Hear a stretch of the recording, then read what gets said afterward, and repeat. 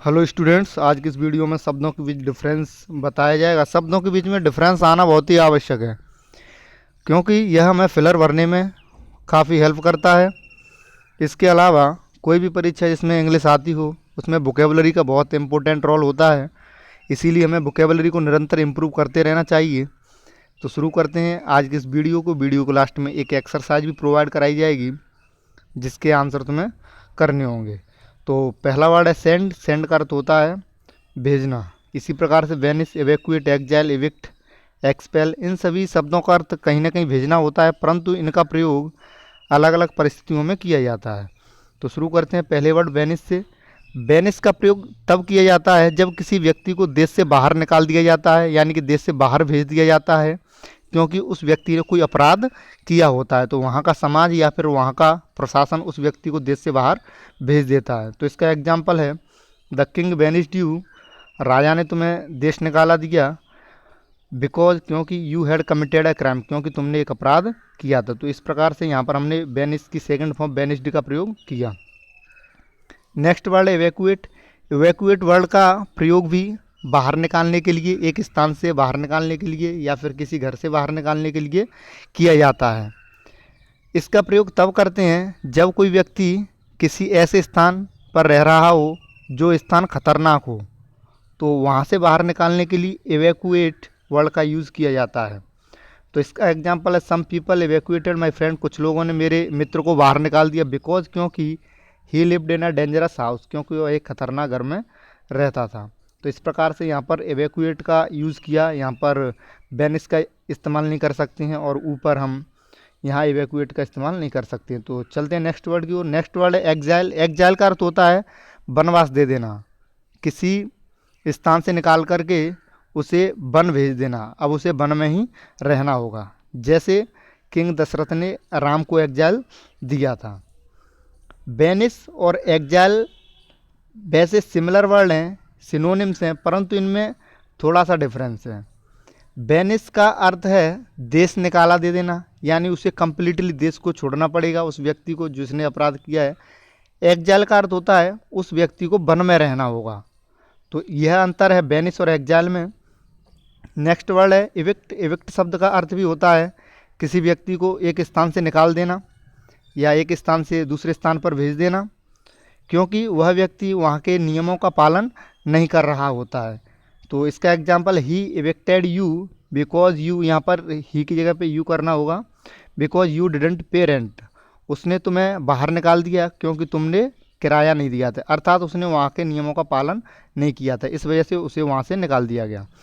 Next word है expel. Expel का अर्थ भी होता है बाहर निकाल देना, स्कूल से बाहर निकाल देना। जब कोई छात्र खराब परफॉर्मेंस करे, अच्छे से पढ़ाई ना करे या फिर उसने कोई अपराध किया हो विद्यालय में, तो उस अवस्था में उसे एक्सपेल कर दिया जाता है। तो इसका एग्जांपल है the principal expelled the student because student failed.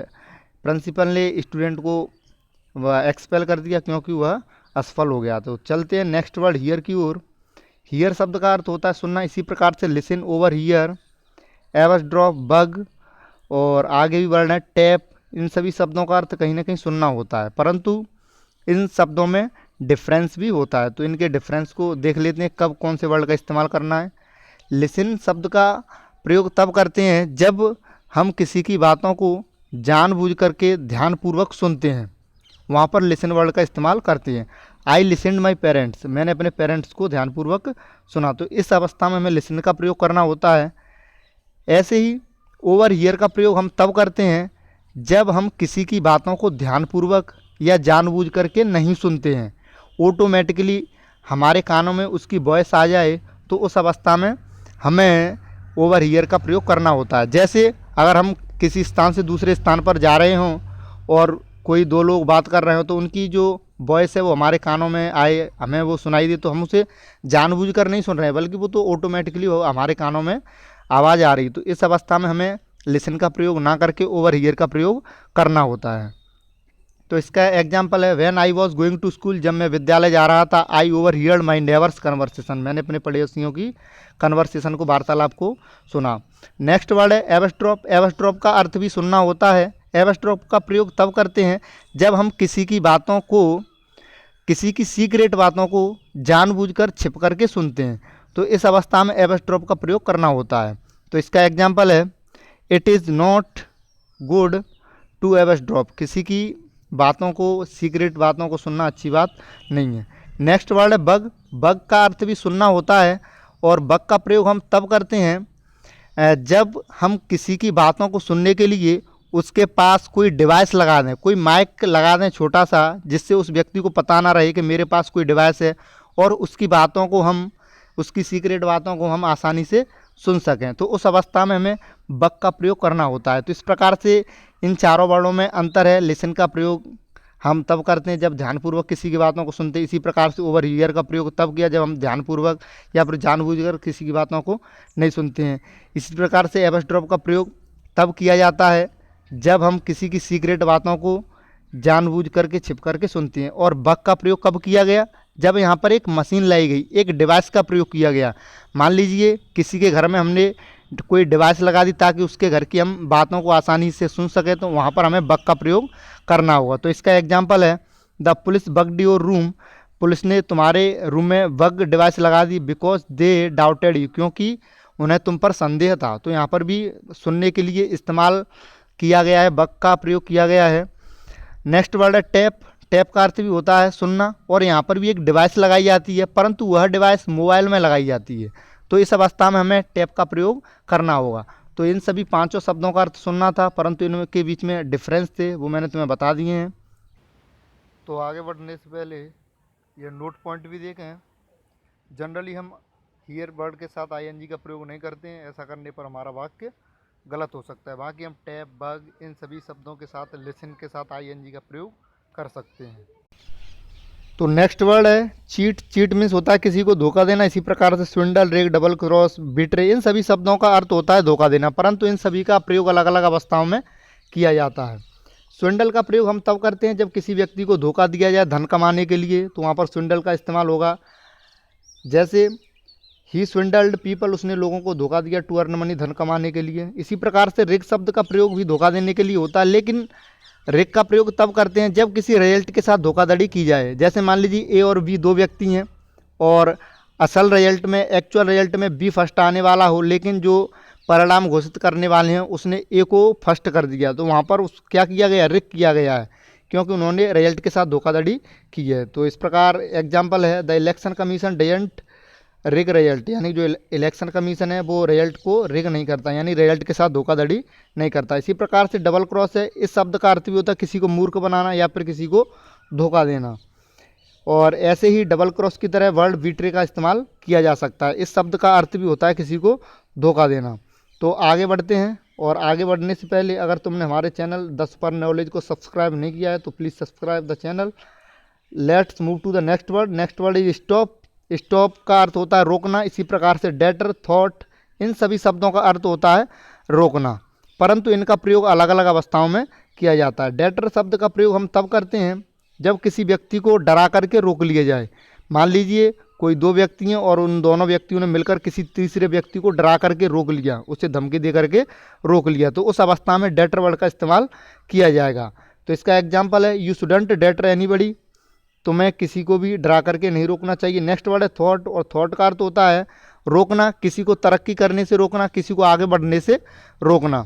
जैसे मान लीजिए कोई व्यक्ति अपना टारगेट पूरा करने वाला है और वह तरक्की कर रहा है, परंतु कुछ व्यक्तियों ने आकर के उसके कार्य में आकर के बाधा डाल दी, तो उसे क्या कर दिया, थॉट कर दिया।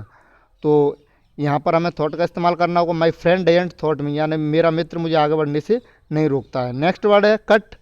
कट शब्द का अर्थ होता है काटना। इसी प्रकार से चॉप, ट्रिम, कार्व, स्लैश, मॉ, इन सभी शब्दों का अर्थ कहीं ना कहीं काटना होता है, और इन शब्दों का भी प्रयोग अलग अलग अवस्थाओं में करते हैं।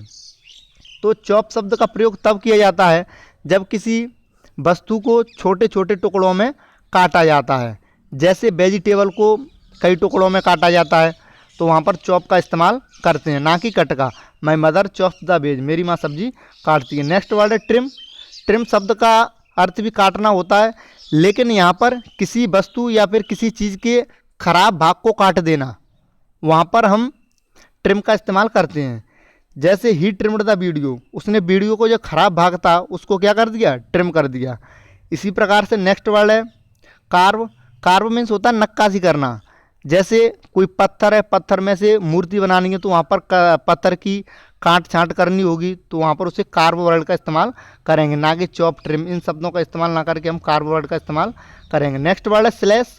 स्लैश शब्द का अर्थ होता है काटना, और यहाँ पर ये काफ़ी खतरनाक वर्ड है। यह शब्द तब इस्तेमाल किया जाता है जब किसी व्यक्ति को चाकू से एनोइंगली काटा जाता है, उसे काट दिया, उसे पेन देने के लिए, उसे दर्द देने के लिए काटा जाए, तो वहाँ पर स्लैश वर्ड का यूज किया जाता है। जैसे the criminal slashed his neck, यानी क्रिमिनल ने उस व्यक्ति की नेक, गर्दन को काटा।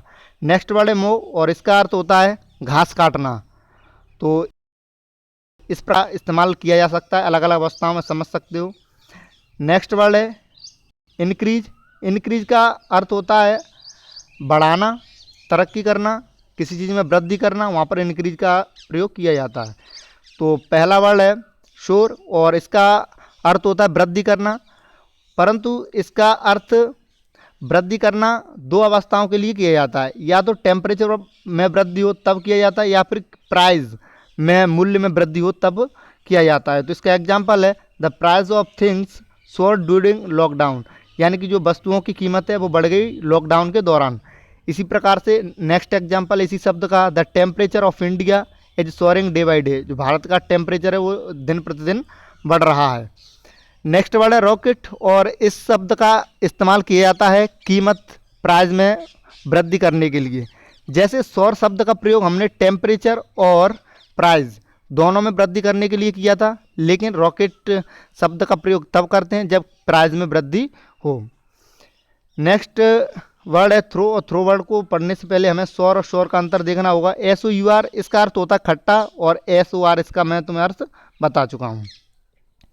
थ्रो इसी प्रकार से fling, hurl, pelt, throw means फेंकना होता है। इसी प्रकार से इन शब्दों का अर्थ भी कहीं नहीं फेंकना होता है, परंतु इनका प्रयोग भी अलग अलग अवस्थाओं में करते हैं। फ्लिंग शब्द का प्रयोग हम तब करते हैं जब हम किसी भी वस्तु को जनरली फेंक देते हैं। मान लीजिए हमारे हाथ में कोई पॉलीथीन है और हमने उसको ऐसे ही फेंक दिया, तो वहाँ पर फिलिंग का प्रयोग करेंगे। तो इसका एग्जाम्पल है we should not fling the book, हमें किताब को नहीं फेंकना चाहिए। नेक्स्ट वर्ड है हर्ल, और हर्ल शब्द का प्रयोग तब करते हैं जब हम किसी वस्तु को क्रोध में आकर के फेंक देते हैं। जब गुस्से में किसी वस्तु को फेंका जाए तब हमें हर्ल का प्रयोग करना होगा। ही हर्ल्ड हिज पर्स, उसने अपने पर्स को गुस्से में फेंक दिया।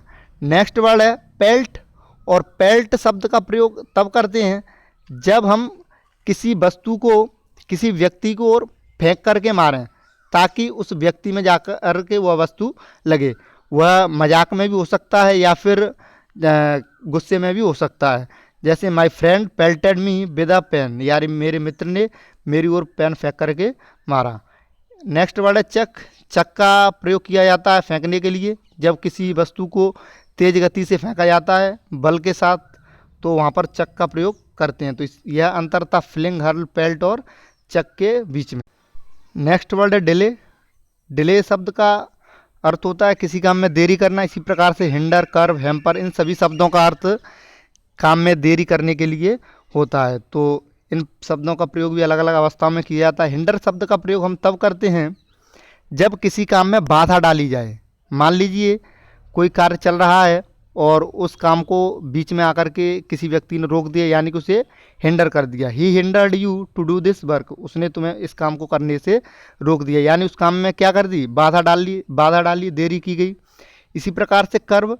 कर्व शब्द का अर्थ होता है किसी काम को कंप्लीटली रोक देना, यानी वो उसमें भी बाधा डाल दी गई। जैसे the government curved a lot of work during covid, government ने बहुत से कामों को रोक लगा दी कोविड-19 के दौरान, तो यहाँ पर भी कार्य में देरी की गई। इसी प्रकार से हैम्पर का प्रयोग किया जाता है किसी कार्य को डिफ़िकल्ट बनाने के लिए। मान लीजिए कोई कार्य प्रगति पर है और उस काम में आकर के किसी ने बाधा डालने का प्रयास किया, उस काम को डिफ़िकल्ट बनाने का प्रयास किया, तो वहाँ पर हैम्पर का प्रयोग किया जाएगा, क्योंकि वहाँ पर भी काम में देरी की जा रही है। तो यह अंतर था हिंडर, कर्व और हैम्पर के बीच में। नेक्स्ट वर्ड है लुक। लुक शब्द का अर्थ होता है देखना। इसी प्रकार से वॉच, स्टेयर, गेज, इन सभी शब्दों का अर्थ होता है देखना।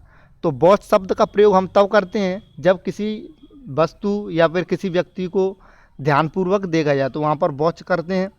इस शब्द से बनने वाला एक वर्ड वॉचमैन भी होता है। जैसे वॉचमैन रात में जग करके किसी स्थान की रखवाली करता है, यानी कि ध्यान से देखभाल करता है, तो वहाँ पर वॉचमैन का प्रयोग किया जाता है। इस तरीके से वॉच शब्द का अर्थ समझ सकते हो।